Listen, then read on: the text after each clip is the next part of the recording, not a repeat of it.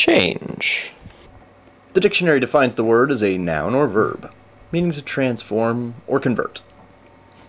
We hear about change a lot nowadays.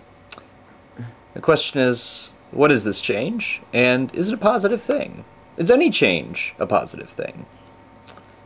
And to answer this question, let's take a trip back through history. October 1917, Russia. Unemployment's at an all-time high. Inflation's out of control, the economic infrastructure is collapsing. And in the midst of this dire situation, we have the Bolshevik Revolution. An obscure man named Vladimir Lenin began preaching to the civilians about bringing change to the country. 2008, presidential campaign in the United States.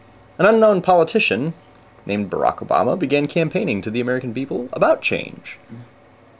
Back to 1917, Russia suffering major casualties from fighting in the First World War.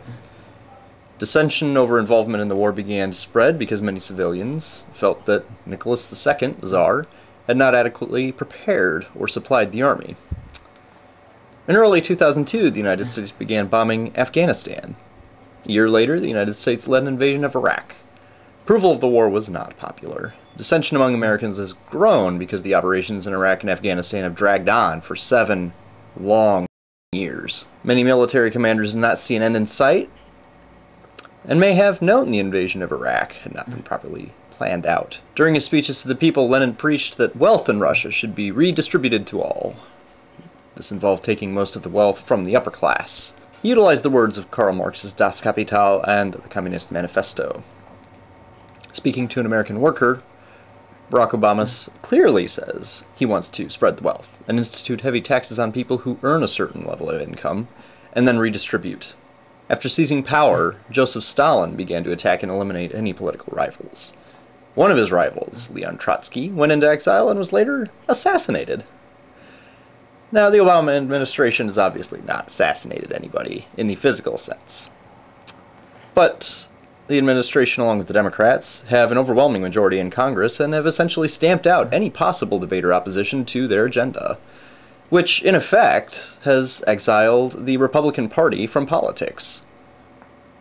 They've also made very impressive use of the media to destroy the public and private image of anyone who casts any kind of doubt on their agenda. And, in effect, this is a character assassination, equally as effective as a physical assassination. No man, no problem, to quote our wonderful Joseph Stalin. Once in power, the communists in Russia seized control of the country's financial, industrial, and agricultural infrastructure. Our current bailouts, passed by the government, passed by both parties, have very tight control over major banks and industries and mortgage lenders because of the bailout money they've taken. The government partly owns Chrysler, and has actually refused to allow at least Citibank, at this point, to pay back its bailout money. Why? The only real conclusion that I can come to is that it wants to retain the control that it has gained over these companies. Joe Stalin saw enemies everywhere. That's no secret, especially in the military. He purged more than 3/4 of the Russian military leadership, and he was certainly not above having his own lesser goons killed. Recently, the head of the Department of Homeland Security has begun to assess U.S. soldiers returning from battle as being potential domestic terrorists. Very flattering for the veterans. Americans demanded change, but in such dire times, people are willing to go for any change, regardless of the long-term consequences, because they don't see them. We are getting change, but what exactly is the change we're getting?